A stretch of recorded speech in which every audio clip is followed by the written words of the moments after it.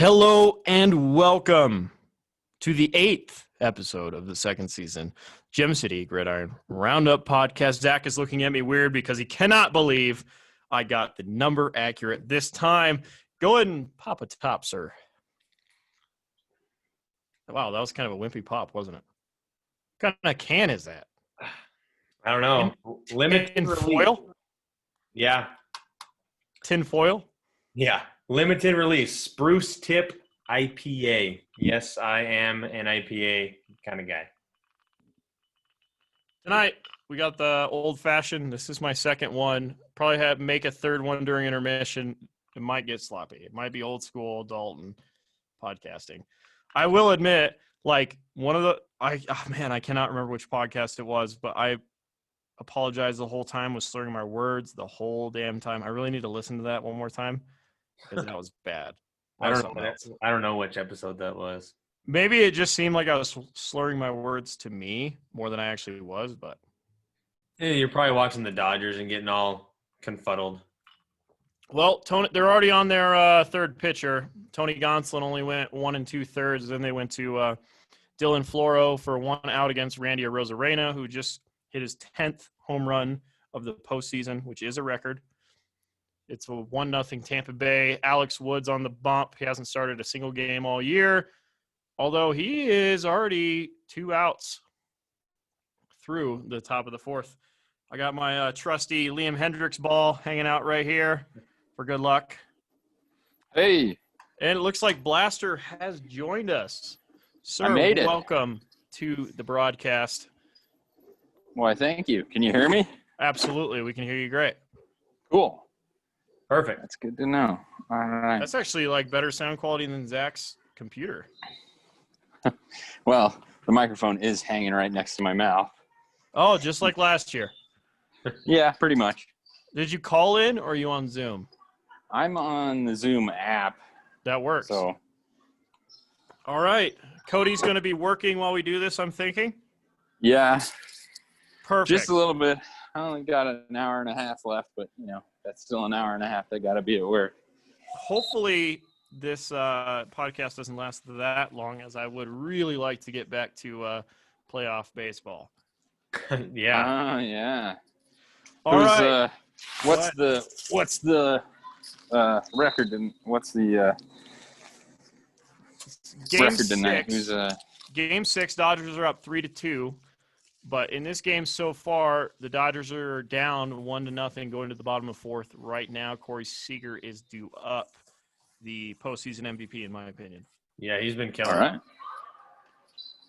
All right, Zach, let's start where we normally do. Is it volleyball or basketball tonight, Blaster? Volleyball tonight. Oh, yeah. Zach, man, I can't wait for these whistles. Yeah. That's Actually, you'll probably only hear them intermittently. I'm not hanging out in the gym. But that's good. I am going to have to go in and clean after they leave a little bit. Okay, that's fine. You clean up after me. Thanks. Yeah, well, your staff will do most of the work. I just got to make sure the floor's all right. Yep, yeah. Make America great again. One floor. There you go. All right, Zach, you know where we start the show, IRL football, and you'd be happy to know I watched some damn football this weekend. Oh, man, I was in the fishbowl of football for the Fishbowl of football! Yep, for the first games. It was awesome. A lot of games to watch. This was the week that all the fantasy superstars went nuts. This is the time for all your top round picks to go crazy. And a lot of points. A lot of points scored. Zeke!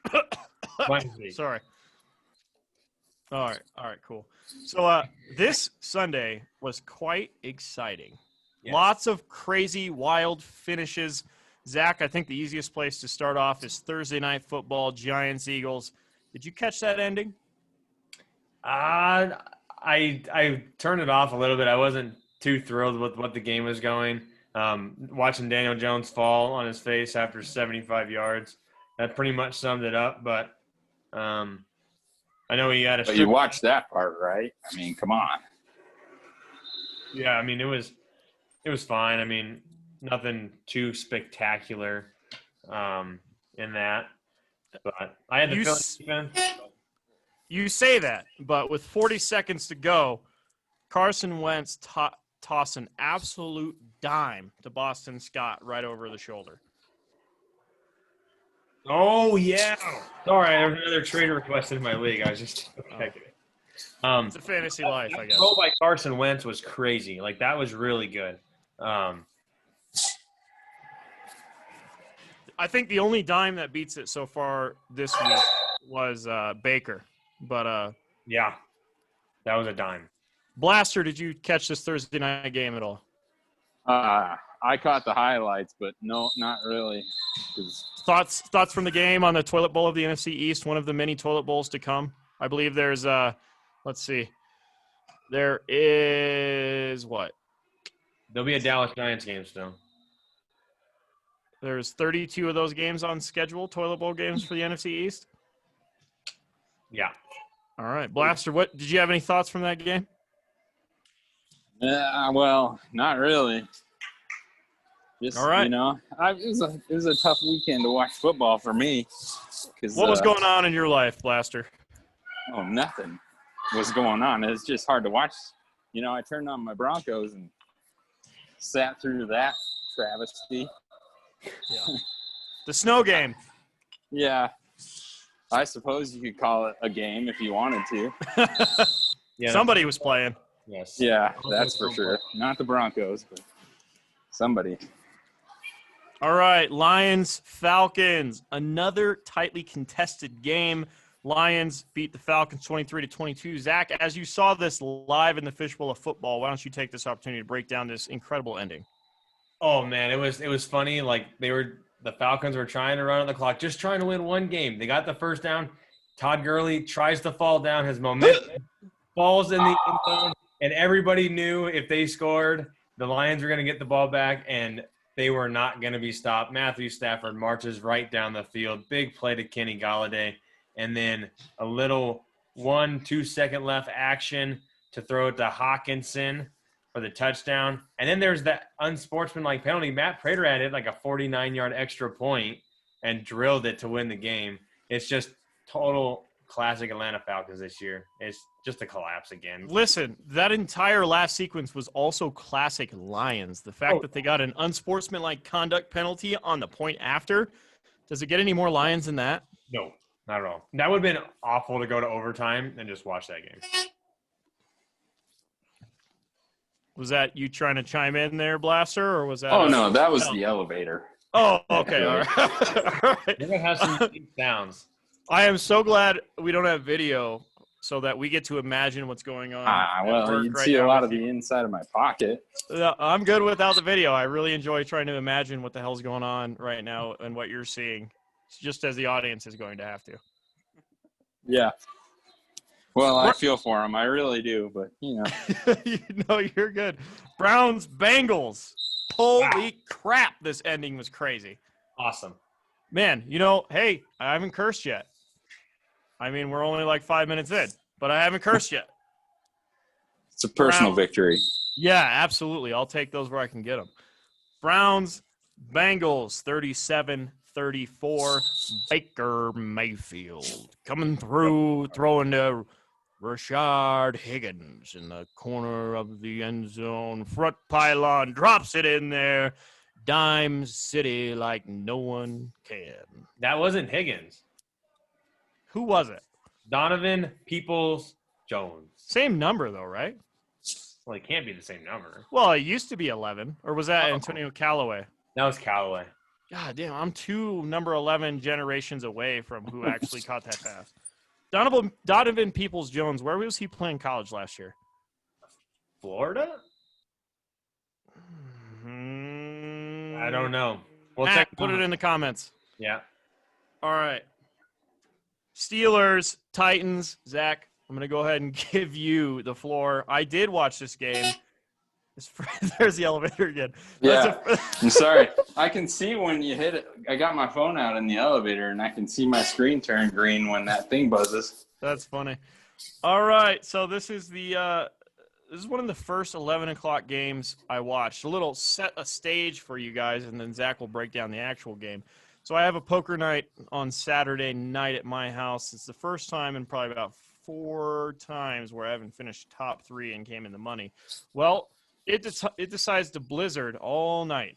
And Lean, one of the members of the Gem City Gridiron, gets stuck at my house with his wife because they live out of town, and they get snowed into Rollins. And then in the morning, we woke up, got breakfast, and then I and his wife watched the Steelers-Titans game, which was definitely worth a watch. Zach, go ahead and break it down.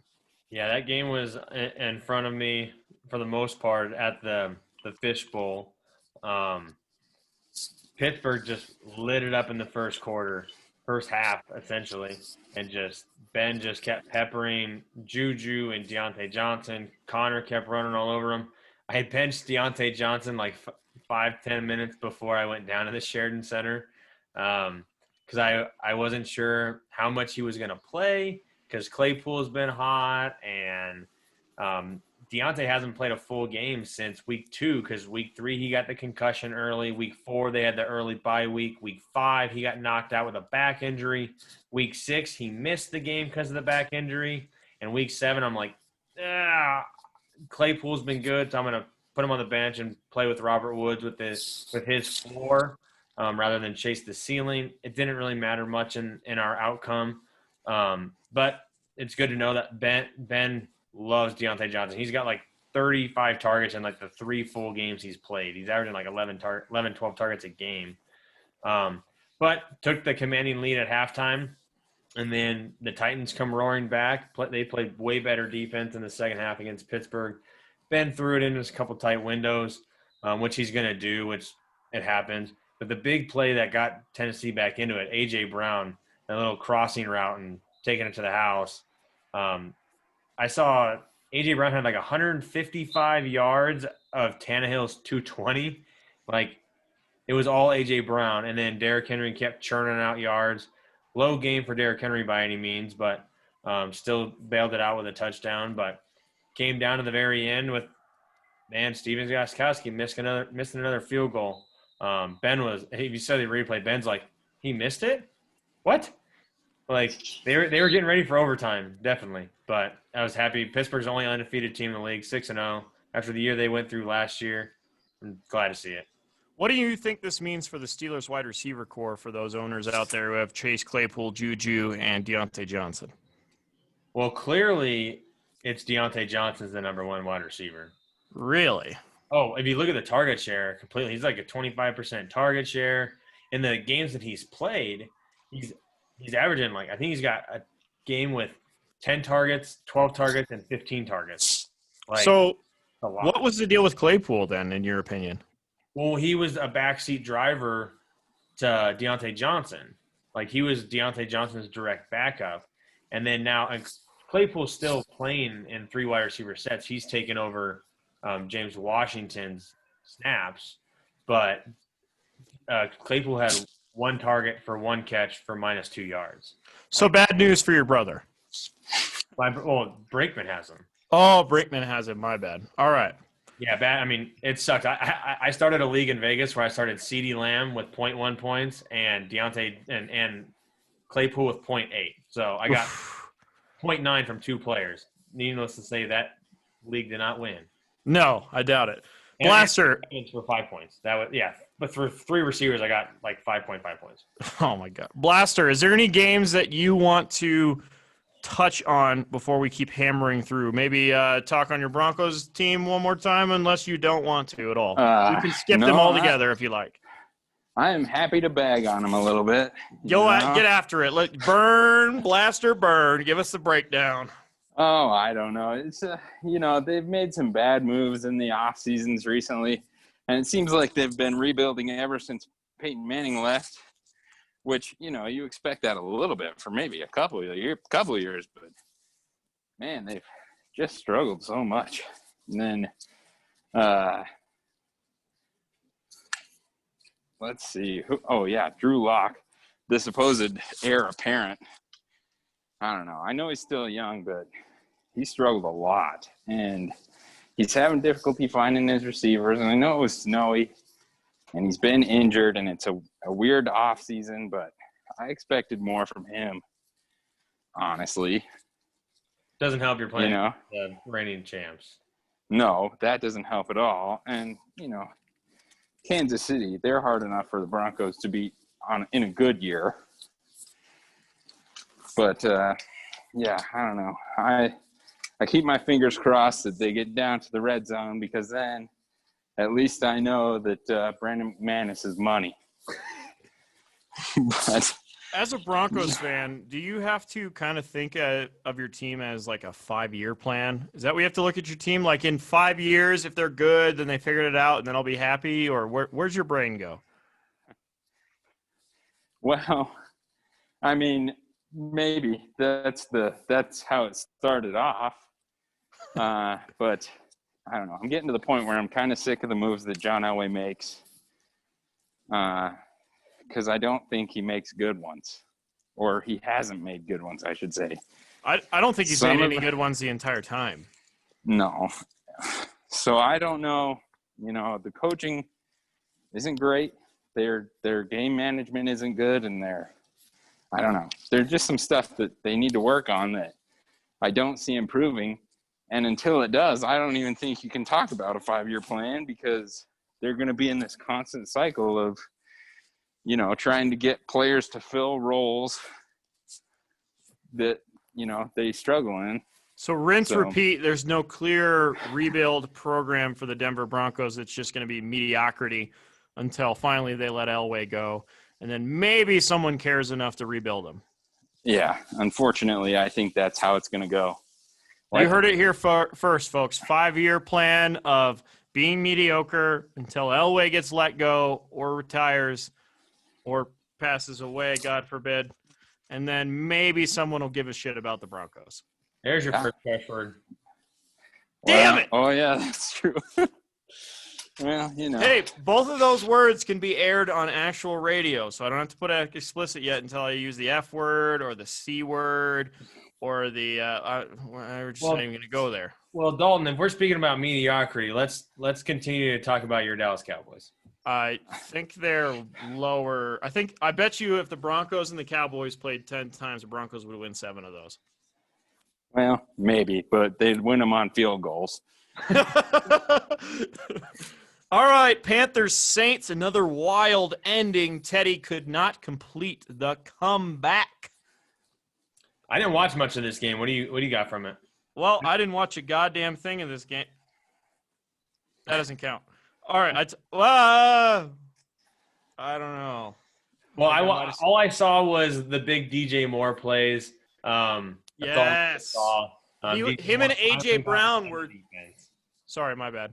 He finally got behind the defense and aired like one deep ball and then one like short crosser, kind of like that AJ Brown one, and took it to the house. I mean, definitely what they got to use him for. He's talented. I mean, that's why he was third round pick this year, 3rd or 4th.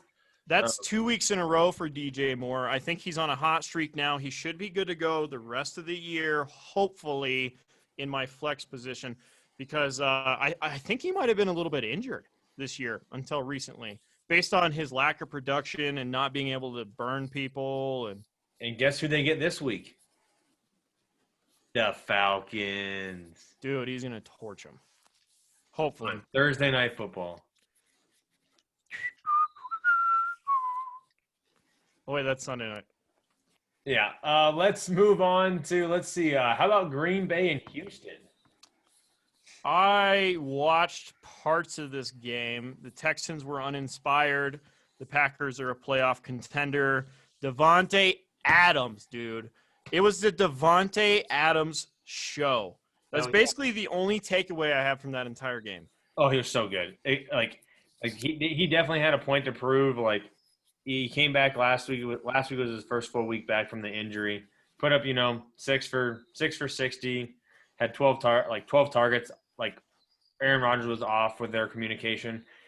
They set to make a point this week with 13 of 16 targets, almost damn near 200 yards, and 2 touchdowns. And I thought he was going to be the high point total of the week until, how about that Seattle game?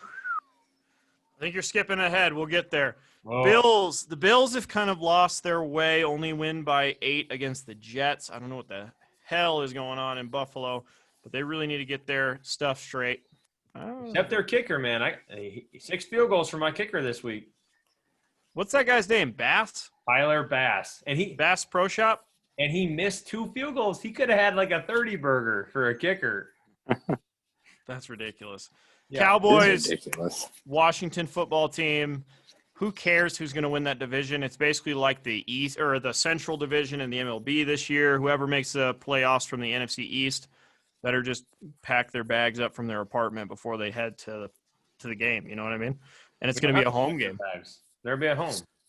I know, but with the talent they're trotting out there, I don't think anybody lives in Dallas because they don't plan on actually being there next year. No. They just traded another piece away this afternoon. Everson Griffin getting traded to the Lions. He did. I think that trade's kind of a wash for both organizations. Hopefully Dallas can get a secondary piece in the 6th round or something. Are they imploding? Hopefully. Dallas? All those one-year contracts, treat it like a baseball or basketball team and just ship them away. That's what I think. Yeah. All right. How about Tampa Bay, and Las Vegas? The only quarterback to keep up with Justin Herbert this week. Yes. But again, I mean, Tampa Bay suffers another injury. Chris Godwin broke his finger in the game. He's going to be out next week. Fractured index finger. Yeah, I think on the touchdown catch. Yuck. So he's going to be out this week, which sucks for Pat. Again, another injury for Pat. But they demolished the Raiders. We keep talking about this every week. What about Josh Jacobs? Like after week 1, it's been like very mediocre. Blaster, have you ever broken a metatarsal? I have never broken a bone. Really? Yeah. So I can't even relate to what that pain is like, but I cannot either, but I would assume it was caused from the ball jamming one of his fingers, and somehow the 40-something-year-old quarterback threw the ball with enough spin to jam. You think that's what happened? Yeah, I imagine so. I don't know. You'd think fingers are pretty fragile things, so any kind of weird movement up there is going to have an effect, I'm sure. Well, we know Tom's not breaking any fingers. I mean, he's got 6 rings to protect him. Yeah. All right, 49ers, Patriots. What the hell is going on with the Patriots? Did not need to watch this game. 49ers get right. The Patriots show who they really are, in my opinion. A horrible team. Horrible team. I mean, you better be careful. Bill Belichick's probably going to come and find you. Oh, you know what? I listen to the Dan Levitard he'll stare show. You down. I listen to the Dan Levitard show all the time, and Stu Gatz always says, "Don't say it. I care about you. Don't count against Belichick. I care about you. Don't count him out." We'll see. Belichick's always been pretty good against like young quarterbacks. He's always had Josh's number at least the past 2 years. But again, he's had a better defense. But they've just been bad. Like, I mean, it was like Cam Newton. Like the first 2 weeks, like everyone was like, "Oh, yippee-ki-yay," and like they're going to be just fine. And then they kind of have the COVID problem with, 2 of their best players. I mean, if they count Cam as one of their best players. And then Stephon Gilmore.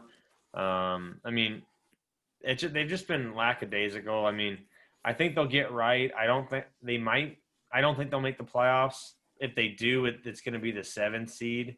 But I think there's a lot better teams in the AFC. I mean, I really think that whoever wins the NFC East, as sad as it is going to come down to the final 3 weeks.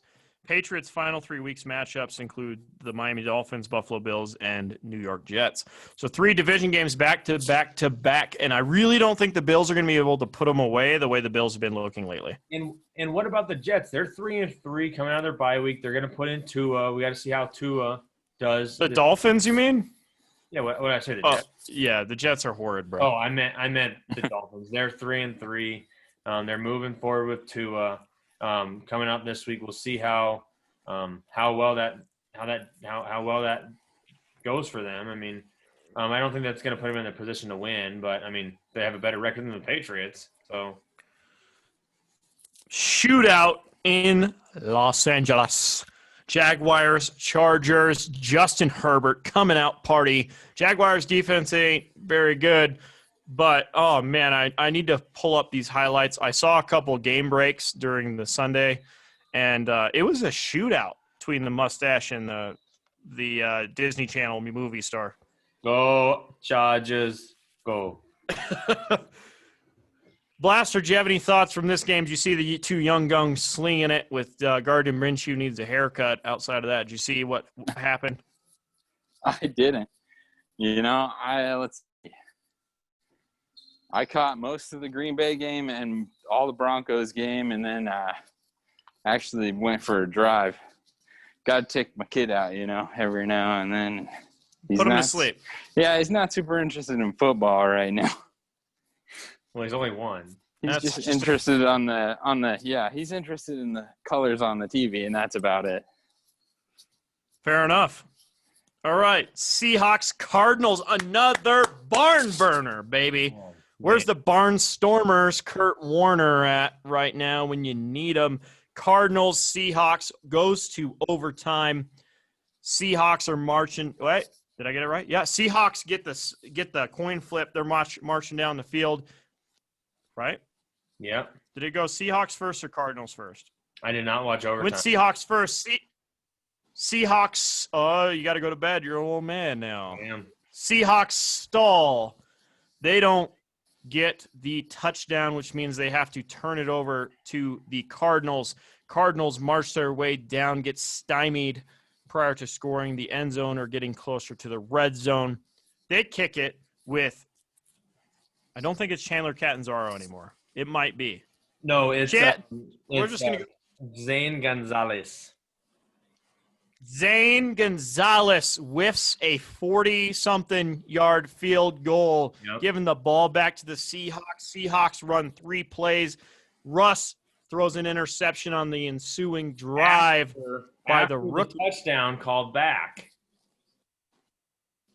Right, on DK Metcalf due to a holding call, I believe. Which would have been funny. Which was a huge play. Oh, yeah. Side story. It would have been funny. In my other league, if DK would have scored the touchdown, I would have seen the first ever tie in fantasy football. It would have been awesome because they had the exact same 100th decimal. I did the math this morning. It would have been 142.22 in a tie if that would have counted, and that would have been awesome. But neither here nor there. Russ throws the pick. Russ throws the pick. Cardinals get the ball back. They march down the field. They say, screw it. We don't need to get to 4th down. Let's roll our kicker back out there for a longer field goal than the one he just missed just previously. I must say, on that first kick, he did get iced by his own team, and that might have had something to do with his miss. Yeah. He hit the first one, was iced by his own team as the time ran out on the play clock. He missed the second one that mattered. More on the matchups that matter to come.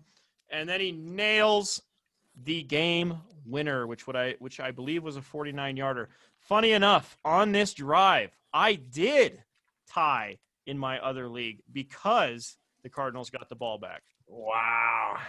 How? Kyler Murray in a weird bonus league scoring 40 points. Man. 123 tie. How upsetting would that have been if he missed the kick again and that game ended in a tie? Like, that would have been the most upsetting tie I've ever seen in my life. Because it was such a good game, yes. With the Bengals? Well,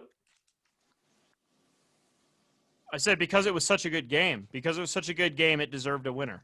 Yeah, exactly. It's not like that game with the Eagles and the Bengals. Everybody wanted that game to be over with. Like, no one wanted that game to be over with. Blaster, if you had to put a value on that game, how much would you pay to have seen that Cardinals-Seahawks game if it was a playoff game? If it was a playoff game? Oof. That'd be good. Yeah, it would be good. I love a game that goes back and forth. I don't know if I could I would pay a lot, but I don't know if I could cover it. I don't think young Benjamin would be able to. I don't think he'd be able to foot the bill. Is what you're trying to say? No, yeah, He'd be eating all that money. yeah. I probably would have dropped $1,000 to watch that game in the playoffs. Oh man, that was a good game. Yeah. Yeah. Last week, remember when we talked about the game of the week that I ended up skipping? I watched most of this Sunday night game. I had it on the small TV. I had Dodgers baseball on the big TV with the sound on, but every time in between pitches, I'd look down and wow, what a game. Oh man, and going back to that game, Tyler freaking Lockett, 13 Goes catches, off. 13 catches, 200 yards, and 3 TDs for a new league high record, 53 points in the starting lineup. That's insane. Man. Like, it's crazy. Devontae Adams had the exact same stat line, minus 1 touchdown. And that was the difference. Yeah, that's crazy. All right, Rams, Bears, not much to say. I believe this was a Rams must-win, in my opinion, because they really did not need to let the Bears take them to the cleaners on this one. No, that NFC West, I mean, they're all good. Like, again, I think the Bears will falter. It went, like, again, I've said this in episode 1. It would not surprise me if they get all 4 teams in the playoffs. The NFC West? NFC West. Oh, that's right. It's a 7-team playoff this year. If the 49ers can get back on track, then they have a really good shot. But the top 3 teams in the division, it'll be a shocker if they don't make it. Yeah, exactly. 3 teams for sure, I think, will get in. Because the NFC East ain't getting more than 1 team in. No, they're probably going to get a team in at 7-9, 6-10, 5-11, 1, 5-11. Because in the NFC North, they might get 2, depends on how the Bears continue on. And then the NFC South, it all depends. I mean, Saints, Bucks, if that's a 1-team division or not. Saints aren't great. I mean, on paper, they look good, but on the field, they don't look very good. I think the Panthers have something to say to you about playoff contention. No. All right. You don't believe in them. Fair enough. All right. Let's get to the matchups that matter. How about a break? It's been a while. All right. Just kidding. When we come back from the break, we will get to the matchups that matter, followed by the standard program order. We'll be right back. And we're back. Zach going Papa Top. That's better. All right. That's how we should have started the show. Take a little sip here. Blaster, I'm sorry. You can't have any. That's okay. I'll just have some popcorn. Get your popcorn ready. That is a hell of a reference I haven't heard in a long time. All right. Let's start it off with Patrick and the Filthy Casual on a 3-game winning streak ever since he came on this podcast. He's been lighting it up. 184.1 this week. He's been on fire, to say the least. James Robinson, man, I didn't even realize it. 31.7 points. He is the number 2 running back in all the land. That's crazy. Yes. Crazy. Free agent pickup of the year. Yes. Undrafted. There is one guy who has something to say about that, and we'll touch on him later. Chris Godwin scores 23.8 before that finger injury. He will be out.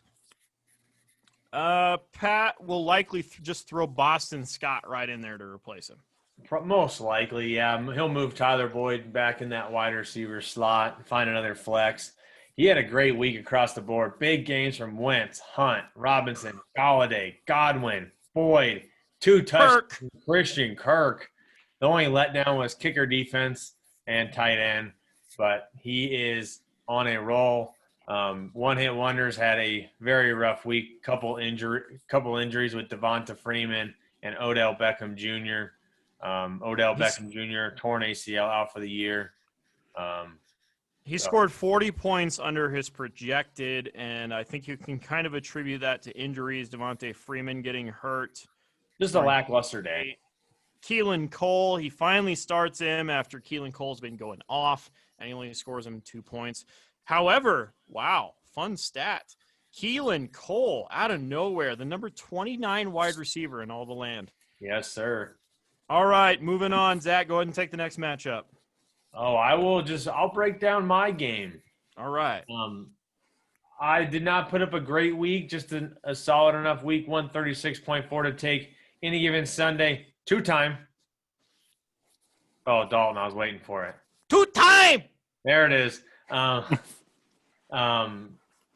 Solid week by most of my folks. Devontae Adams had the monster week. Derrick Henry, 15 points. Slow game for Patrick Mahomes, just in the snow. Got me a nice 18 points from T. Higgins and 20 points from my kicker, Tyler Bass. 9 points from the defense. Sackett didn't have a whole lot of anything going on. Solid games from Connor and Montgomery and Allen and Hill, and even a big game from Gronk. But Cam Newton posts negative 0.18. That ain't going to get it done. Same with CeeDee Lamb. Between CeeDee Lamb and Cam Newton, that was negative 0.08.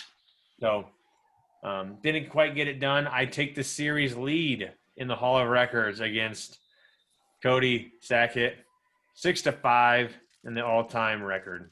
Cody Jubal Sackett. 2-time! Blaster, do you have a moment to break down your game? Are you able to do that? If not, I get it if you can't whip your phone out. I can. All right, you go ahead and break this. As long as you guys can still hear me, right? This is the first time I've ever used Zoom on my phone, so give it a try, and I'll let you know if we can't hear you. Go ahead and pull that up, and while you pull that up, I will break down my game. The current point leader by 60 points in the Gem City Gridiron Roundup.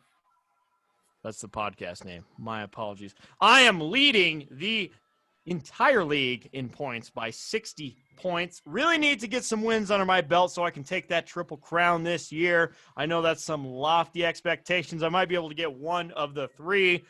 Hopefully it's the one that matters, that Jersey game. Y'all know what I'm talking about. That's the only one that matters. The only one that matters. That's why they're the matchups that matter. I start a perfect lineup minus Josh Jacobs of all people. Scores 6.1. Harris scores 8 off the bench. Outside of that, so I only left 2 points on the bench, and I still won by 40, which means there is nothing that Dark Horse could do to me, who was previously the number one team in all the land. That win is going to come up huge later in the season when it comes to seeding. I was all upset going into the afternoon games because Joe Burrow put up 33.64 points. Freaking Burrow.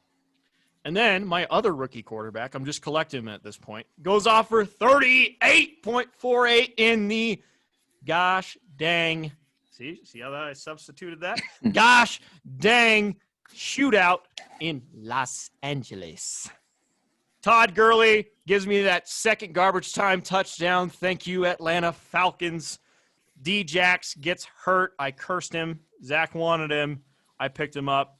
Sterling Shepard coming off IR the same day that I started him, scoring that touchdown, saving his fantasy day, and DJ Moore lighting it up. To be honest with you, it was just a solid performance, mostly led by the defensive pickup that I picked up on Sunday morning, and Justin Herbert. Brian Hill scores only 0.1 less points than Josh Jacobs. And Blaster, we can hear you. Go ahead and break down your game while I get a drink of water because, gosh dang, that was a good breakdown. All right. Well, you can rack up another loss for the opt-out for Harambe team. You know, I was a bit plagued with injuries this week. Let's see, Dalvin Cook. What's that? I said definitely. Yeah. Dalvin Cook and Aaron Jones both out, which seriously impacted my points total. Actually, Dalvin Cook was on a bye, so that didn't even matter. But, you know, I tried to fill him as best as I could. J.D. McKissick, he's not doing as well as I'd hoped. But, Deebo Samuel, he put up a pretty decent 12. Greg Olson, just who I had to get to fill my tight end slot. I was pretty impressed with actually Brandon Ayuk, who ended up scoring 17.5 points. And Jarvis Landry, too, playing with a broken rib. He's been pretty solid this year, all things considered. But, my best player, gosh darn, Brandon McManus only scored 4 points this week. After the 22 the week previous, I was really expecting more. Yeah. Well, I don't know if you've ever kicked a ball in below freezing weather, but it's kind of difficult. It's hard. Well, what can you do when the Broncos don't even get you close? So, Hey, that's a little help. and then of course Aaron Rodgers. Oh, go ahead. Sorry, Dalton. What? Go ahead. Just Aaron Rodgers coming off his disaster last week, really came out to show people he was still good. And he scored 27 points, which is pretty decent. I'm pretty pleased with his play, but man, the rest of my team is struggling. And some of them are pretty decent. I had the Giants defense this week, which is wound up being a better choice than the Saints, but not by much. So, what can you do? What can you do when you got 3 players on a bye? One guy put up a goose egg. One guy was injured. 2 guys were injured. My bench only has 1 point. Perfect lineup. That's all you do. Yeah, pretty much. I got as many points as I possibly could. And you only lost by 14, which isn't bad. That speaks to not how bad Chris's team is. Like, he's not a very – On another note. Yeah. Chris Lean has racked off 3 wins in a row. He started with the same losing streak as Pat, and now he's 3-4. Yep. Well, I'm really hoping that some of this podcast magic rubs off on me here, guys. It's working. I mean, outside of Luke, because Zach cursed him by mentioning his I did not curse him. By the way, we'll move on to that matchup. We have Luke. Take it away. We have Luke and Heath. The battle of the 2 losing streak of 3 matchup. Both of them had lost. Both started 3-0. Both entered the week 3-3. Luke ends up getting that interdivision play is really screwing him up. Yeah. Luke dominates the win 171 and change to 138 and change. Luke gets the massive game from Tyler Lockett and a massive game from A.J. Brown. Between the 2 of them for 70 points just between those 2. 80. Is it 80? 53. Yeah, 53 plus 27. Hey, I was looking quick. 80 points between those 2. And, of course, when you get Alvin Kamara back from your bye week, so that's over 100 points between 3 players. He got back on track. He's got DeAndre Swift. That'll give him a solid RB2 for the foreseeable future until he gets Nick Chubb back, whenever that may be. But it drops Heath to a losing streak of 3-4. And with that being said, last week's average point total was 137.57 average week. And the COVID division again takes the weekly matchups 5-1. The lone loss in the COVID division was Cole Smith.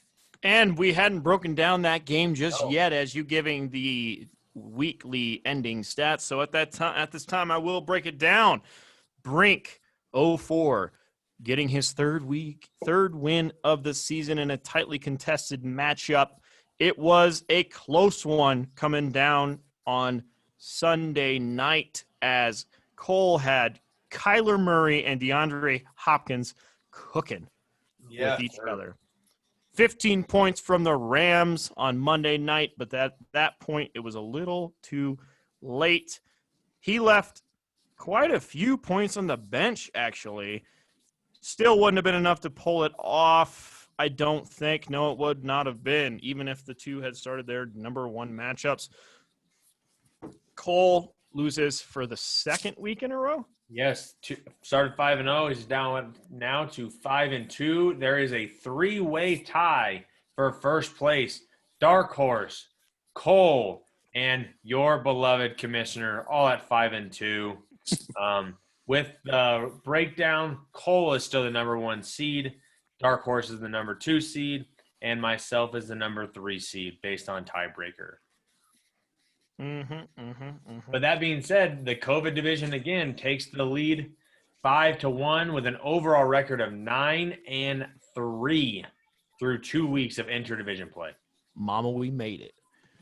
One more take on your brother's team, Lucas Stewart. Of course, I doubt that he or his opponent believed he would win starting 3 Raiders in 1 week.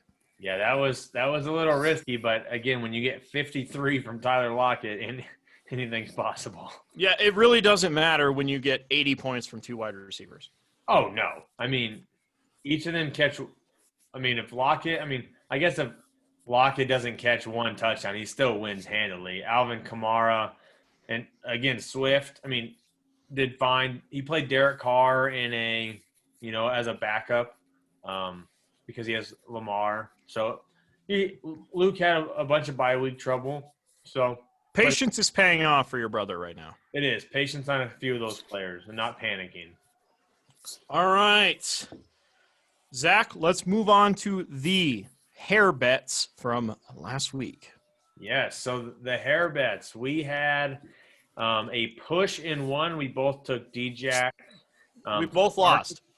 Both lost. D-Jax had 5 targets where Shepard had 8. So close there, but we both – The targets weren't the story in this. The story was Sterling Shepard gets a touchdown in his first game back. D-Jax gets a high ankle sprain and is going to be missing quite a few weeks. I believe he's on IR now. He is. Timetable 4 to 6 weeks. Really droppable. Yeah, don't worry. You can have him back. Yeah, I won't. Don't worry about it.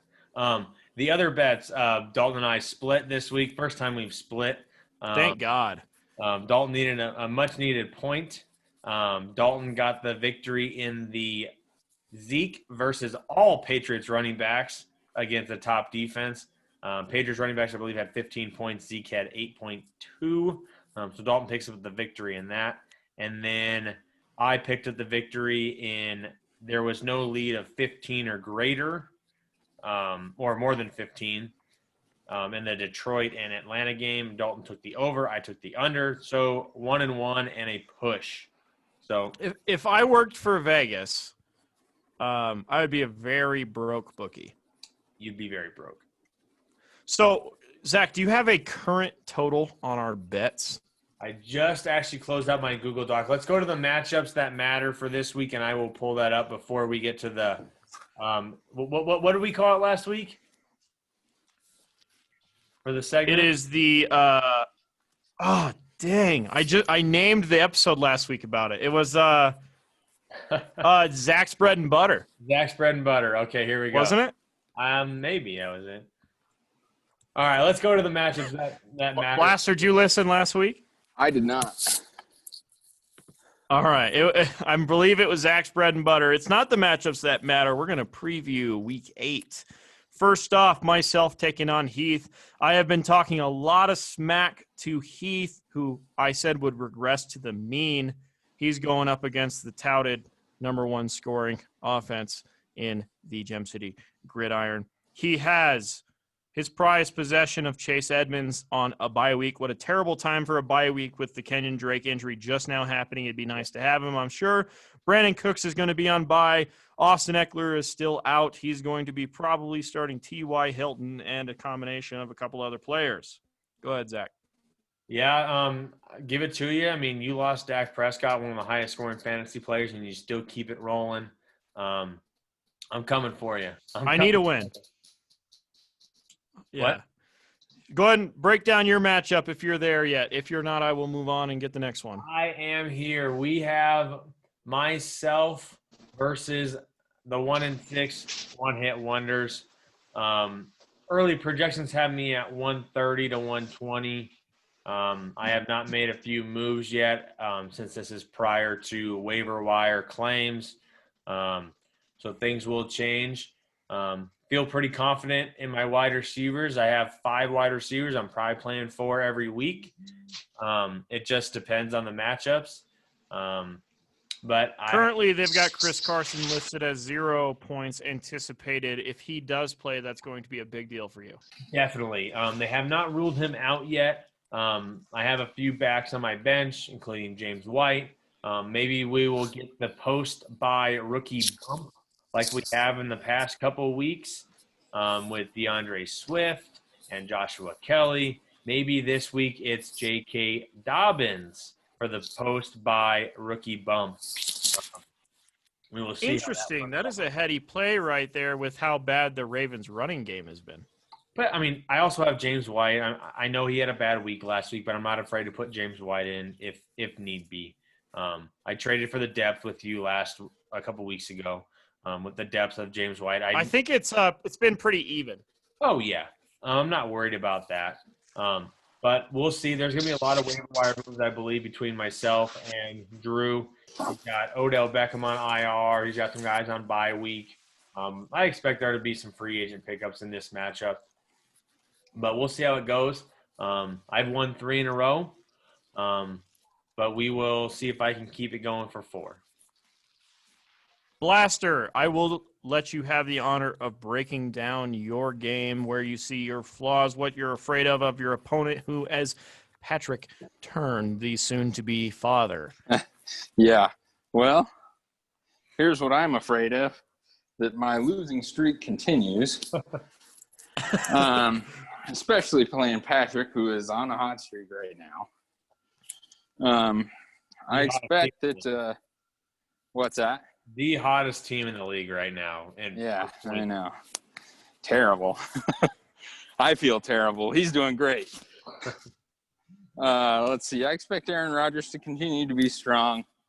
I don't know. He's kind of a safe bet, I think. I'm going to have a couple of players on IR. I'll need to make a couple of moves, it looks like, in this week. Dalvin Cook is questionable still. I don't know. It should be fine. Yeah, he should. But groin injuries are always kind of like, they seem to linger. So I don't know. He'll be all right. I'm also hoping that Aaron Jones is healthy by game time. Yeah.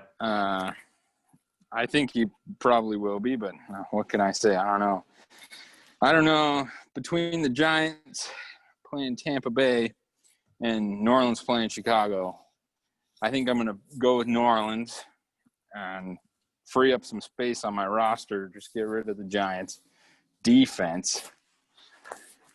And then, I still have Phillip Rivers, but he's probably gone too because I need to pick up some people. So, yes, I think you need a tight end. Yeah, you're right. I do. I think this is going to be the longest waiver wire claim tomorrow morning. I think there are going to be a bunch of moves tomorrow. A bunch. Aren't you excited to type it at 5:30 in the morning while I'm running on the treadmill? I usually type it. I usually take a shower. I start a pot of coffee, get in the shower, get out of the shower, get in my robe, pour my cup of coffee, and type away. What time do you typically type away? I usually get up about 6 o'clock. Yep. Typically about the time I'm finishing up on the treadmill, I get a notification that the commish has did the waiver report. I come home, listen to a sports podcast, hop in the shower, get out, pack my lunch, read the waiver wire column, and get to work. Yes, sir. All right. The Brink taking on Lean. As is usual, Lean does not have a valid lineup, and Zach will definitely text me telling me to get Lean to have a valid lineup. He'll get it done. Double. Nick Anderson just got switched in for Blake Snell, who had given up the single to, I can't tell who it was quite yet. Nick Anderson throws his third pitch. We are in the bottom of the sixth. Mookie Betts slings it down the 1-0 left field. 1-0. Mookie on second with the double, which would mean that the catcher, Austin Barnes, is on third, awaiting the arrival of Corey Seager next up to bat. Nick Anderson has been terrible this postseason, so hopefully this right here is the game-changing moment. Let's motor through this podcast so I can get back to this Dodgers broadcast. All right. We will finish up, not finish up, but we have a marquee matchup, the number 1 and number 2 teams in each division, Dark Horse and Show Me the Money. It should be a great matchup. Looks like Dark Horse has one guy, Will Fuller, on a bye. I'm sure he will get him switched out. Looks like Cole has a hefty bye week issue. Kyler Murray, Antonio Gibson, DeAndre Hopkins, Austin Hooper out. This could be a future playoff matchup. However, this will not be the playoff matchup we see come playoff time based on the bye weeks. Yes. We'll see if Cole makes a switch. He's got Drew Lock in his starting lineup right now. He was his backup quarterback from the get-go. We'll see if he ends up making a move for a streaming quarterback. Corey Seager comes up to bat. 0 pitches thrown so far. Justin Turner on deck, 0 for 2. 2 runners on. Bottom of the 6th, 1 out. Nick Anderson pitching. All right. All right. I'll break down this matchup. We have Any Given Sunday, 2-time. And 2-time! And my brother, both 4 and 3. Looks to be a close matchup with Any Given Sunday giving the win. We will see how this progresses. We'll see if Cody ends up keeping rolling with Cam Newton. Listen, the big deal of your brother's team is he doesn't have anybody in the flex. He'll have 0 points from his flex. He'll have 0 points from his tight end, likely. It's going to come down to, can his running backs and wide receivers perform like they did last week? Yes, sir. Tie game. No. Second fly. Mookie moves over to the third with that speed. Fly out by – oh, no, it's a wild pitch. I take it back. Wild pitch. Corey Seager bounces off the mound, bounces off the glove of Mike Zunino, goes to the backstop. Austin Barnes, the catcher, slides in. Untouched. Mookie Betts with the speed, moves over to the third. Corey Seager still at bat. 1-1 pitch. Here it comes. Let's move on. All right. Let's break down your matchup. Am I the play-by-play guy or am I the color guy? Play-by-play. Am I pulling both? No, I'm definitely the play-by-play. You're the color guy. Play-by-play. I am the color analyst. That is 100% what's going on around here. Blaster, are you still hanging in there? Oh, you know it. All right. We already broke down my matchups. Let's get to the bets. All right, here. I'm still thinking on my third bet, but Fire off your first 2. We'll do story time with Blaster. I think I have a question to get a story out of him. And then Mookie Betts scores! And then we will get to your final bet. oh my gosh. All right. I just lost my voice. Let me get some I had water. mentioned another kicker bet this week. I will give you the honors. I think this is how we should work out. If I lay out the bets, you get the first pick of the first one. I get the second pick of the first pick of the second one. You get the third pick of the last one. All right. Longest field goal, 55.5, under or over? 55.5. Oh, wait, 54.5. Sorry. My bad. I wrote it wrong. My bad. I was on mute. For the week, for all kickers, All kickers, 54.5. I'm going to take the under. I'll take the over then. All right. If you win, it's going to be 1 kick. Oh, yeah. It's going to be 55. I mean, that's why I did the half. Yeah, I like that. 55.5. All right, go ahead. Okay, this is my second one. I'll take the first one. More combined pass attempts for the game. For the game. Both are averaging 69.2 and 69.8. Pass attempts? Pass attempts. Holy crap. Where's the combined. NFL coming from? Combined. Oh, okay. Both teams combined. Both are in the 30s. All right. Dallas versus Philadelphia, or Seattle and the Niners. So think about it. I'm going to take mine. So both are very pass heavy.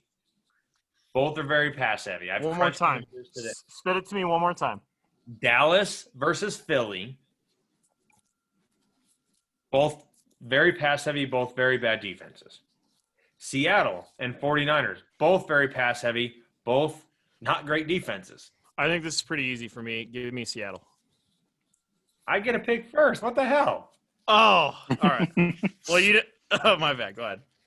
Well, I want Seattle and the 49ers, damn it. So do I. There's no way that the Dallas Eagles game is going to be a ton of passes. First, Carson Wentz has the most interceptions out of any quarterback in the league, and Dallas needs to run the ball to win because it's either run the ball. That's the thing. It's either going to be Andy Dalton, who forgot his 4th birthday on Sunday, or it's going to be Ben DiNucci.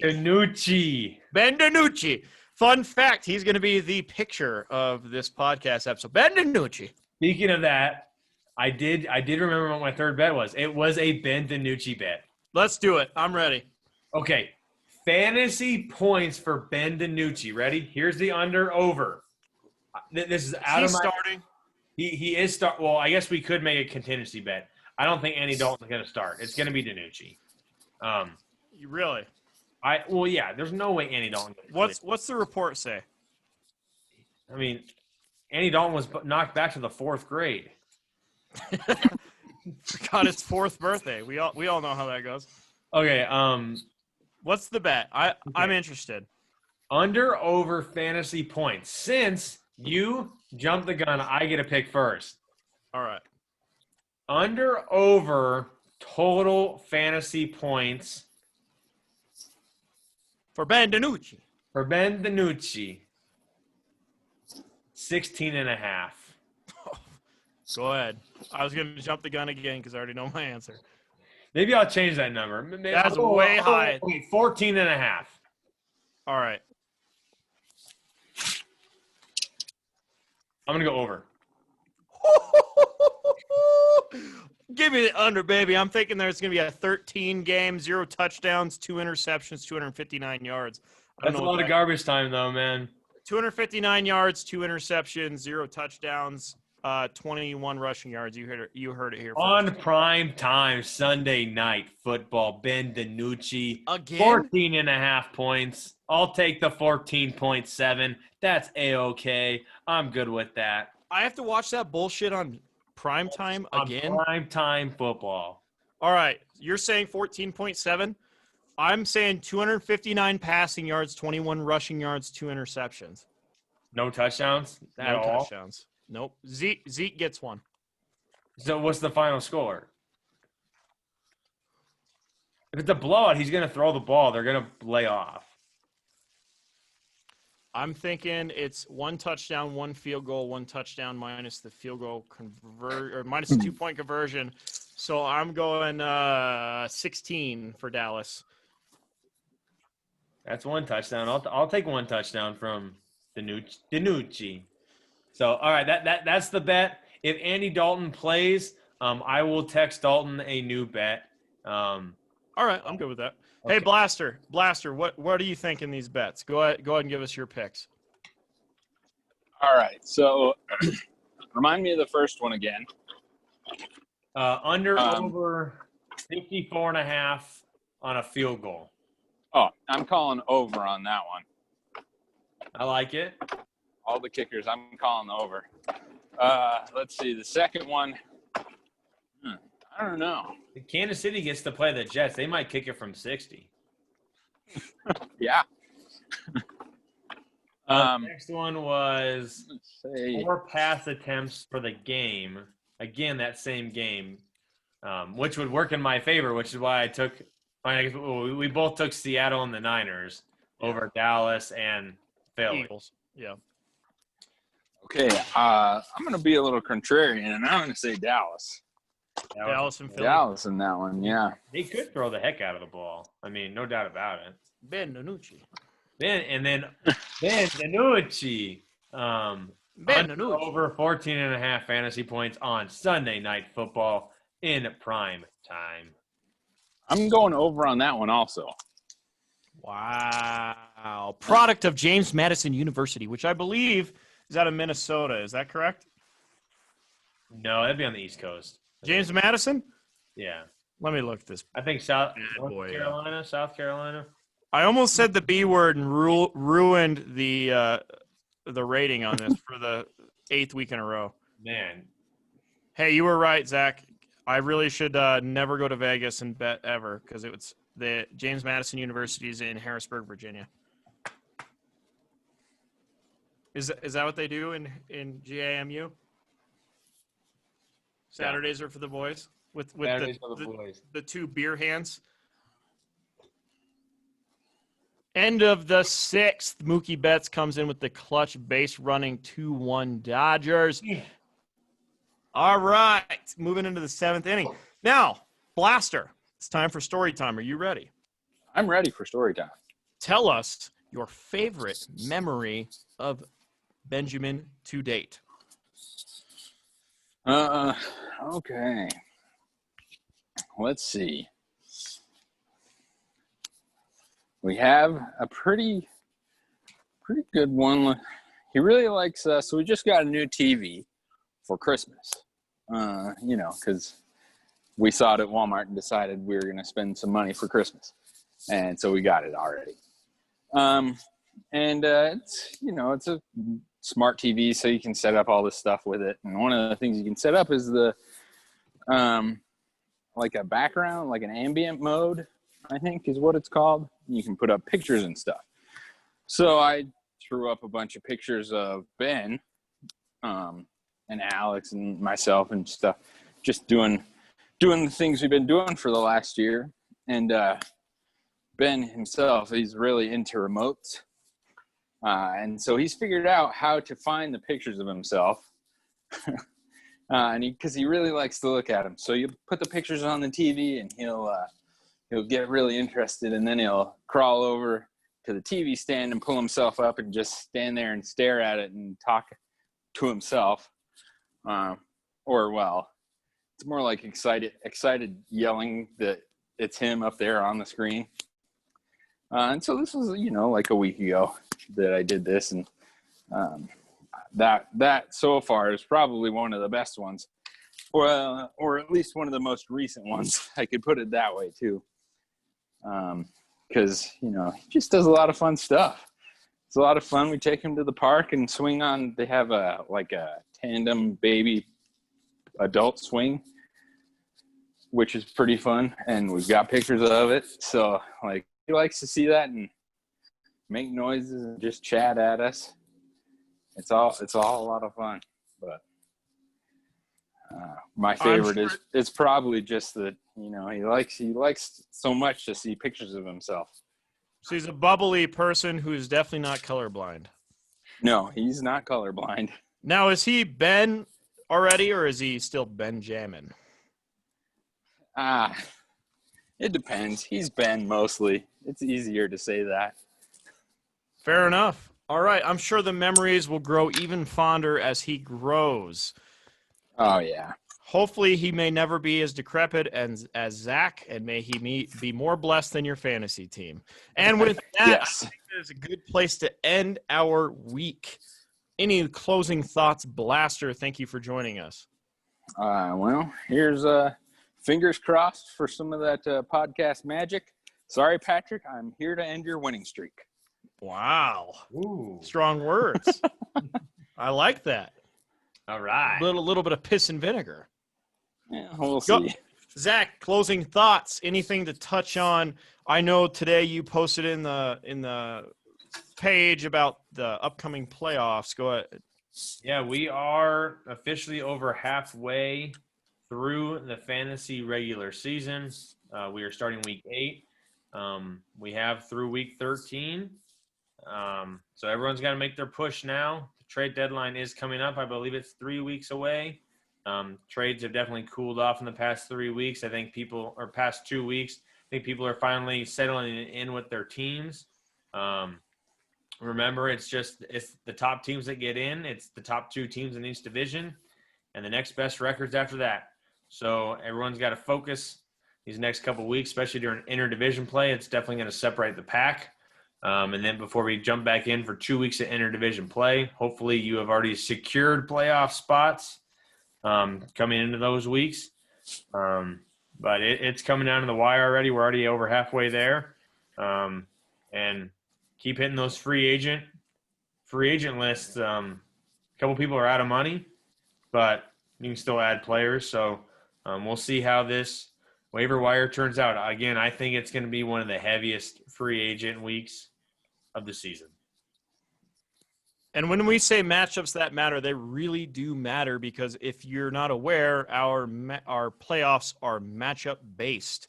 So if you have a tie record, depending on who you beat is where you're seated. Yes, Good sir. thing we have 8 playoff teams. And with that, we're going to go ahead and close this episode out so I can watch the rest of Game 6. Currently, it's top of the 7th, 2 outs. Brewstar Gratterall is on the mound.